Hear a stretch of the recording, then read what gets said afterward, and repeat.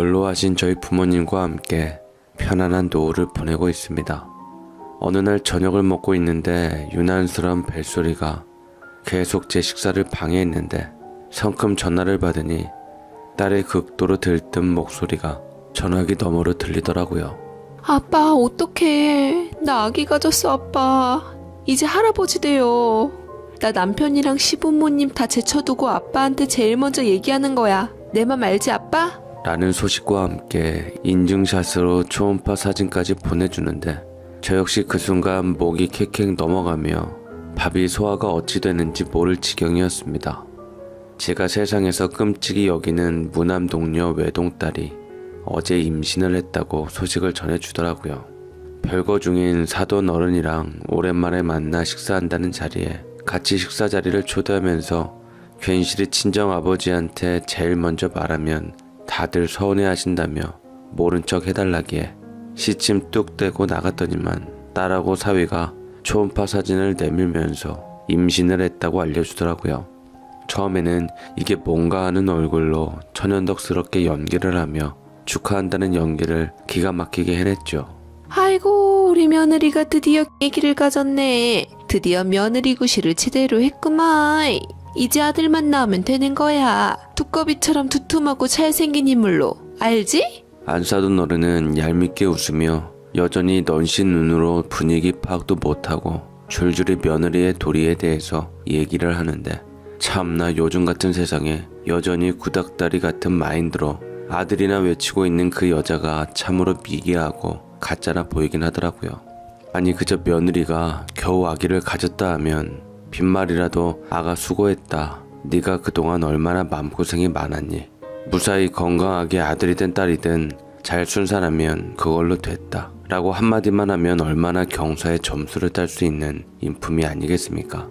그래도 다행히 박가사돈은 별거하고 있는 안사돈을 등지고 제 딸에게 수고했다고 고맙다고 말하며 산후조리원 비하라고 두툼한 돈봉투까지 챙겨주시는데 저는 딸에게 어차피 안사돈은 허수아비니 박가사돈이 진정한 네 시댁이다 생각하고 잘하라 했습니다. 사위도 다행히 제 딸 손을 잡아주며 아버님 제가 더 잘하겠습니다 라고 하는데 백년손님만큼은 예나 지금이나 참 듬직하고 든든해서 다행이었습니다. 서로 껴안고 울고 있는 저와 딸 옆에서 또 눈물을 흘리고 있는 사람이 있었는데 그 사람은 바로 제 소중한 동생이자 딸 아이의 삼촌 그리고 제 사돈 어른의 동생이자 제 사위의 삼촌 되는 사람이외다. 딸 아이의 삼촌이랬다가 사위의 삼촌이랬다가 제 동생이라면서 또 사돈 어른의 동생이라니 이게 뭔 소린지 헷갈리실 분들이 많으실 겁니다. 그렇지만 저희 가족에게는 남들과는 다른 조금 다른 이야기가 있어요. 바로 우리가 가족이 된 이야기이죠. 딸이 애를 가졌다고 하니까 갑자기 옛날 생각이 밀려들면서 딸 어린 시절부터 살아온 시간들이 쫙 생각이 나더라고요.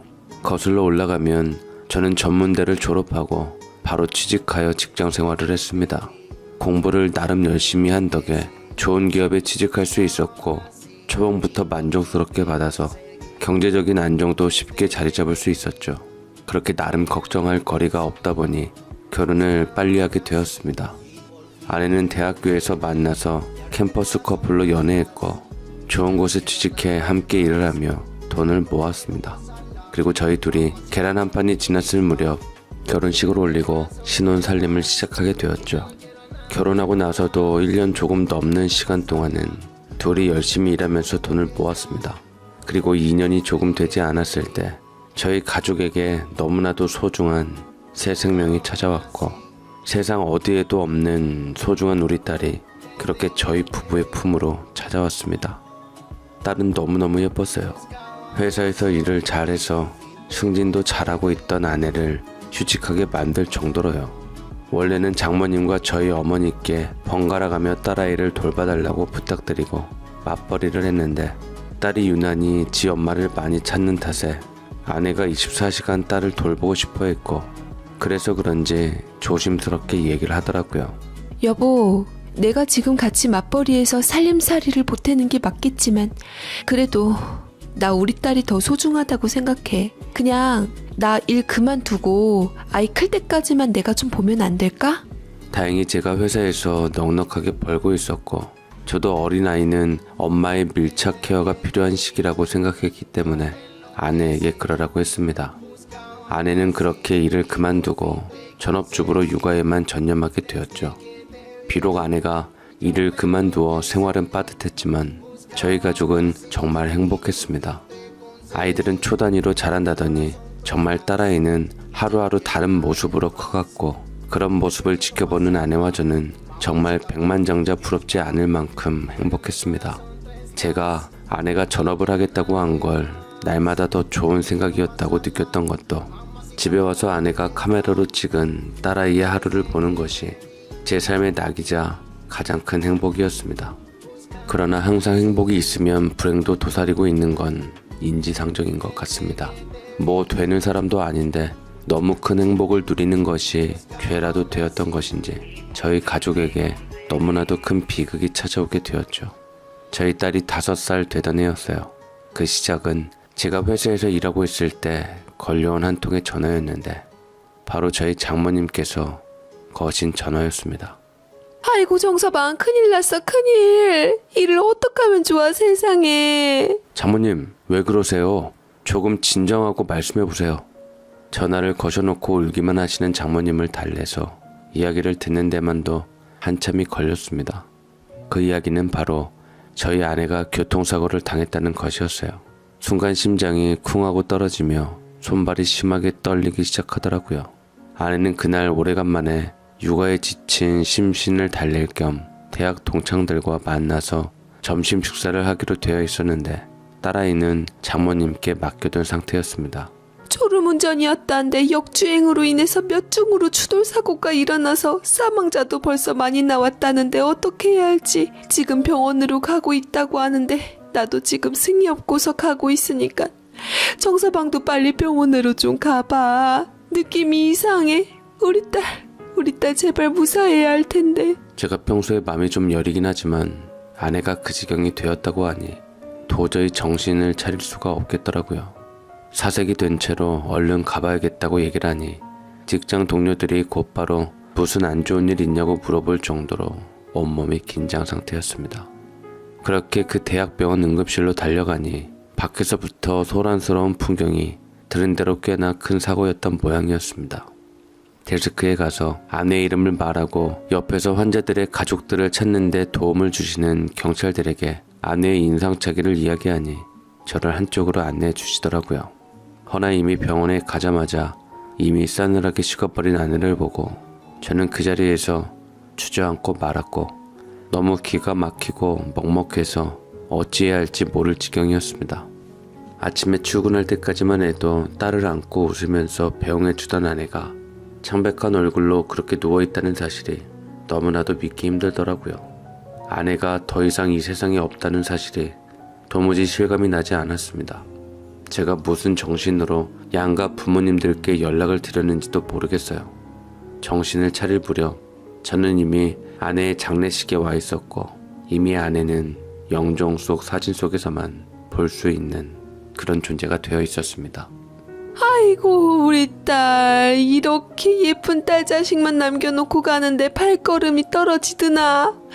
어떻게 승희만 남겨놓고 가니. 장모님은 몇 번을 혼절까지 하시면서 우시고 저 또한 제정신이 아니었던지라 그 뒷감당은 모두 저희 부모님이 해야만 했어요. 납골당에 아내를 안치 한 후 어머니가 딸을 데리고 가시고 텅 빈 집에 들어오니 그제서야 눈물이 펑펑 나고 그 어두운 빈집에서 통곡을 하며 울었습니다. 아직도 집에는 아내의 흔적이 다 그대로 있는데 아내만 없었죠. 이건 정말이지 있을 수가 없는 일이었습니다. 나 혼자서만 엄마 없이 5살밖에 안 된 딸을 어떻게 혼자 키워야 하나 걱정도 들었고 죽음의 의미를 모르는 딸아이가 엄마를 찾을 텐데 하며 현실적인 걱정도 되었습니다. 제가 혼자서 잘 헤쳐나갈 수 있을지 아무런 확신도 없었고 모든 게 암담해 하루하루 너무나도 힘든 나날을 보내었네요. 그러나 어쨌든 딸은 어렸고 제가 이제는 혼자 남은 딸의 하나뿐인 보호자였으니까 어떻게든 살아야 했습니다. 아무도 없는 밤에는 아내를 생각하면서 혼자 눈물 흘리는 날들도 많았지만 그래도 해맑게 무럭무럭 잘 자라는 딸을 보면서 저는 아픈 기억을 묻어가면서 조금씩 기운을 내기 시작했습니다. 제가 회사를 다녀야 해서 딸은 양가 부모님이 번갈아 돌봐주셨는데 장모님께서는 슬픔으로 인해 건강이 나빠지셔서 아내가 떠나고 반년 정도 후에 어쩔 수 없이 장인어른과 고향으로 돌아가게 되셨어요. 제가 수시로 가서 딸을 보여드리겠다고 약속드렸습니다. 그렇게 하루하루 딸은 커갔고 주변에서는 딸을 생각해서라도 새 인연을 찾아보라는 말도 있었지만 저는 그냥 예의상 한 말이라고 알아듣고 한 귀로 듣고 한 귀로 흘러버린 날이 숱하게 있었습니다. 아내 말고 다른 사람을 제 곁에 드리고 싶지도 않았을 뿐더러 제가 행여나 재혼하게 되면 피 한 방울 안 섞인 여자가 괜히 우리 딸 나몰래 못되게 하진 않을까 싶어서 그것 때문에 가정 불화를 만들고 싶지도 않았기에 저는 애시당초 근심의 싹을 잘라버려 혼자 살기로 작정을 했습니다. 하지만 그런 제 마음에도 아내 말고 전혀 다른 또 다른 제 인생의 인연이 찾아올 줄 누가 알았겠습니까? 때는 아내가 가고 난 5년 후였습니다. 당시 저는 딸이 들어갈 초등학교와도 가까운 저희 부모님 댁으로 살림을 아예 옮긴 상태였습니다. 왔다 갔다 하기도 번거로웠고 아내가 있던 집에서는 저도 아내 생각이 나 힘들고 딸도 자꾸만 아내를 찾기도 했었고요. 그날 밤도 퇴근을 하고 집으로 들어가려던 때였는데 그날은 비가 억수같이 쏟아지고 있었습니다. 집이 빌라였는데 골목이 있는 곳이었어요. 퇴근이 늦어져서 어두워져 있었고 가로등 한두 개만 빛을 내고 있었습니다. 저희 빌라로 들어가는 골목으로 들어갔는데 저는 소스라치게 놀랐습니다. 희미한 가로등 아래에 남자 하나가 쓰러져 있었거든요. 깜짝 놀라서 다가가 보니 남자는 20대의 젊은 얼굴이었고 얼굴에는 희미하게 상처들도 있었는데 숨구멍에다 손가락을 대보니 새근새근 숨소리가 들려왔습니다. 어쨌거나 제가 최초 목격자가 되었으니 쓰러져 있는 걸 보니 병원에 데려가야 할 것 같고 사태가 심상치 않길래 어찌할까 싶어 경찰에 신고를 했더니만 이내 대한민국 든든한 민중의 지팡이가 5분 만에 출동해서 그 사람을 깨우며 일으키려 했습니다. 거기까지만 보고 저는 일단 비도 많이 오고 해서 집으로 돌아오게 되었는데 어머님 부탁으로 잠깐 편의점에 갈 일이 있어 그 후 한 대여섯 시간 있다가 밖을 가보니 경찰이 뒷수습을 어찌 했는지 그 사람이 이번에는 편의점 앞에 쓰러져 있는 게 아니겠습니까? 이거 뭔가가 이상했습니다.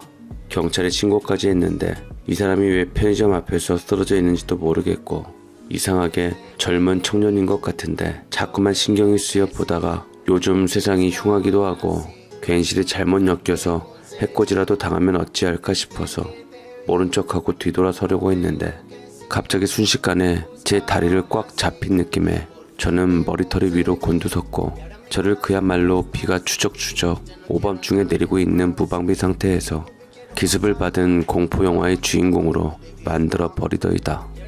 아저씨, 저 배가 고파요. 밥 좀 주세요. 남자의 상태가 얼추 보더라도 이상했습니다. 경찰서에 다시 신고할까 했지만 청년은 애절하게 저를 바라보며 배가 고프다고 하고 있었고 뭔가 사정이 딱해 온정을 베풀어서 편의점에서 먹을 걸 사서 줘서 건네주니 먹더라고요. 딱 봐도 갈 곳이 없는 것 같은데 경찰서에서는 왜 이 청년을 다시 풀어줬는지 모르겠고 왜 여전히 길거리에서 헤매고 있는지 마음이 쓰였습니다. 딱 봐도 나쁜 사람 같지가 않았는데 묻는 말의 대답도 중간중간 어눌한 거 보니 평범한 사람은 아닌 것 같더라고요. 눈빛이 사슴 눈초리 마냥 까맣고 초롱초롱한 데다 덩치만 컸지 여러모로 미성숙한 게 어린아이 같기도 하고 뭔가 딱 봐도 해코지는 줄 것 같지 않아서 저는 이게 뭔가 쉬웠던지 경계심이 딱 해체되자 동정심이 발동해서 그 사람을 데리고 집으로 데려갔습니다. 아이고, 이게 뭐야? 야식 먹으려고 출출해서 편의점 심부름을 시켰더니만 웬 사람을 데리고 와? 저희 부모님은 깜짝 놀라며 처음에는 그 사람을 경계하는 듯 싶었지만 이내 부모님도 그 사람을 이리저리 살펴보며 나쁜 사람은 아닌 것 같다 여겼던지 배를 쫄딱 맞았으니 일단 좀 씻으라고 욕실로 내보내더라고요. 그런데 문제는 욕실에서도 우두커니 앉아만 있고 어떻게 할 줄을 모르니 제가 직접 들어가서 대강시켜줘야만 했는데 이거 가만 보니 정말 지적으로 문제가 있는 사람이다 생각이 들었습니다. 말하는 걸 보니 초등학생인 제 딸보다도 못한 것 같았고 자기 집 기억도 못하더라고요. 경찰에서는 왜 이 사람을 밖에다 훈방 조치를 했는지 아니면 혹시 경찰서에서 도망 나온 것은 아닌지 염려가 되어 이것저것 물어보았지만 시원한 대답을 들을 수 없었습니다. 남자는 제 옷을 입고 작은 방 한 칸에 혼절하듯 잠이 들었고 부모님께서는 저 사람을 대체 어떻게 해야 할 건지 고민을 하더라고요. 네가 인정이 많아서 길거리의 사람을 무시하지 못하고 챙기긴 했는데 일단 날 밝으면 다시 경찰서에 신고를 하든지 해야 할 것 같다. 딱 보니 경찰서까지 갔다가 무서워서 뛰쳐나온 것 같은데 내일은 신고만 하지 말고 직접 네가 경찰서에 인도해 주도록 해라 라고 당부했고 저도 알겠다고 끄덕이며 그날은 어찌어찌 낯선 사람과 하루를 보냈다지요. 그런데 딱 눈을 뜨자마자 아침에 일어났는데 어머니의 고생이 시작되었습니다. 부엌이 잔뜩 어지러져 있는 상태에서 냉장고가 발칵 뒤집어 엎인 상태에서 그릇들이며 반찬들이며 죄 어질러져 있는 것이 어느 도둑갱이가 냉장고를 파헤쳐 먹었는지 그런 모양새더라고요. 그 앞에서 제가 데려온 남자가 밥을 우걱우걱 먹으며 굳이 어머니가 말씀이 없다 하더라도 그 사람이 냉장고를 뒤져 허기를 채웠던 것을 알 수 있었습니다. 그나마 어머니가 성격이 좋으셔서 한숨만 푹푹 내쉬고는 치우시고 계신데 제가 양심상 가만히 있을 수 없어 어머니를 안방에 모시고는 치우면서 그 사람을 물끄러미 보았지요. 남자는 밥을 다 먹고 끄 시원하게 소화를 시킨 후 이상하게 제 뒤를 졸졸 따라다니면서 제게 애착을 보이기 시작했어요. 냉장고를 다 치우지도 못한 저에게 형아라고 부르며 놀아달라 책 읽어달라기도 하면서 제 딸아이를 보고 누구냐고 묻기도 하고 정말 난감한 상황이었습니다. 토요일이라 오랜만에 딸하고 시간을 보내려고 했는데 졸졸 따라다니다니 다행히 딸이 착하게도 그 남자를 보고 같이 놀자며 무서워하지 않았고 그렇게 그 남자와 딸은 같이 놀기 시작하더라고요. 덩치만 컸지 하는 행동은 자기 또래 수준이니 딸에게도 크게 경계심을 주지는 않았던 것 같습니다. 그러던 중 저는 경찰에 다시 연락을 했고 경찰들이 집까지 오셔서 남자에 대해 조사를 했습니다. 어제 근무했던 경찰들과 다른 경찰들이 와서는 사건 접수를 받고 정황 요구를 하더라고요. 저는 이번에야말로 제대로 협조를 하며 남자를 살살 달래가며 진술을 받아내려 했는데 아무것도 몰라. 나한테 왜 그래? 기억 안 난다니까. 이렇게 계속 모르쇠로 나오는데 남자는 걱정했던 대로 아무것도 기억을 하지 못했습니다. 자기 집 주소, 부모님 이름, 전화번호 등 아무것도 기억이 있는 게 없었어요. 그나마 기억하는 게 훈이라는 이름이었지요. 그게 진짜 이름인지도 모르는데 일단 경찰들도 상당히 난감해하더라고요. 경찰서에서 같이 데리고 가서 지문 조회를 해봤는데 주민으로 등록이 되지 않았던지 지문 감식도 원활하게 진행되지 못했고 이름도 정확하지 않으니 실종 신고가 되어 있는 기록도 확인하기 힘든 상황이었습니다. 이미 다 커져버린 성인 남자를 받아줄 수 있는 시설을 찾기가 힘들다고 하는데 여러모로 골치가 아픈 상황이었죠. 어찌할까 계속 망설이다가 얼떨결에 놀이로 같이 딸려왔던 딸이 제 옷자락을 붙잡으며 어른스럽게 얘기했습니다. 아빠, 저 아저씨 집으로 데리고 가면 안 돼? 할머니, 할아버지한테 얘기해서 저 아저씨 집 찾을 때까지만 우리 집에 있자고 하자. 갈 곳도 없는데 불쌍하잖아. 라고 얘기를 하는데 제가 망설이자 딸은 가족의 실세인 할머니한테 직접 전화를 걸어서 특유의 밀당의 졸라됨으로 기어코 허락을 받아내고야 말았고 일단은 가족들을 찾을 때까지만 저희 집에서 임시 보호를 하게 되었네요. 집에 돌아오자마자 저희 아버지께서도 큰 한숨을 쉬며 손녀딸과 그 낯선 남자를 번갈아 쳐다보더니만 어렵게 입을 열었습니다. 저 친구도 다른 집에서는 귀한 아들일 텐데 어디 가서 내 아들이 저렇게 쓰러져서 아무것도 모르고 발견돼서 외면당하고 그러면 엄마 아버지 마음이 안 편할 것 같다. 조사는 한다고 하니까 가족이 나타날 때까지만 우리가 데리고 있자. 네, 그렇게 정말 그 사람은 평범한 사람과는 조금 다르다는 이유만으로 우리 집에 순순히 임시 보호를 받게 되었어요. 다행히 배변이나 이런 것은 원활하게 하는 편이라 크게 손이 가질 않았지만 그 남자는 제가 최초 목격자이자 편의점에서 밥을 사준 인연 때문인지는 몰라도 자꾸만 형아라고 부르면서 정말 형제처럼 애착을 보이며 잘 따르더라고요. 저도 애시당초 말씀드렸듯 워낙 마음이 여리고 정이 약한 사람인지라 처음에는 이게 맞나 싶다가도 점점 정이 들게 되었습니다. 무엇보다 저희 딸과 남자가 정말 빨리 친해진 것도 제가 경계를 허문 이유였지요. 학교에 다녀오면 항상 할머니, 할아버지하고만 있던 딸이었는데 덩치만 컸지 자기하고 비슷한 사고의 사람하고 노는 게 즐거웠나 봅니다. 퇴근하고 집에 오면 항상 둘이 뭐가 그렇게 재미있는지 깔깔대며 웃고 놀고 있었습니다. 저 총각이 우리 집에 머문 뒤로 아주 애가 밝아졌다. 혼자 자라 엄마도 없어서 쓸쓸하게 집에 있었는데 저 총각이 같이 놀아준 이후로 애기가 확실히 발랄해졌어. 생각보다 신경을 안 쓰게 하니 내가 조금 오히려 편해지고 짐도 던 것 같구나. 라고 어머니가 덧붙였는데 어찌 보면 다행이라고 생각했어요. 할머니, 할아버지가 계시긴 하지만 부모 중 한 명이 부재인 딸에게 늘 미안했거든요. 그런 딸의 옆에 좋은 친구가 생기고 행복해하는 걸 보니까 저도 점점 그 남자, 아니 훈이에게 애정이 생기고 정이 들더라고요. 어느새 저도 훈이를 친남동생처럼 대하고 있었고요. 저도 사실 무녀 동남 외아들로 형제 없이 자란 터라 진짜로 남동생이 생긴 것 같기도 하더라고요. 생각보다 훈이 가족을 찾는 데는 많은 어려움이 있었던 탓인지 쉽게 찾을 수가 없었습니다.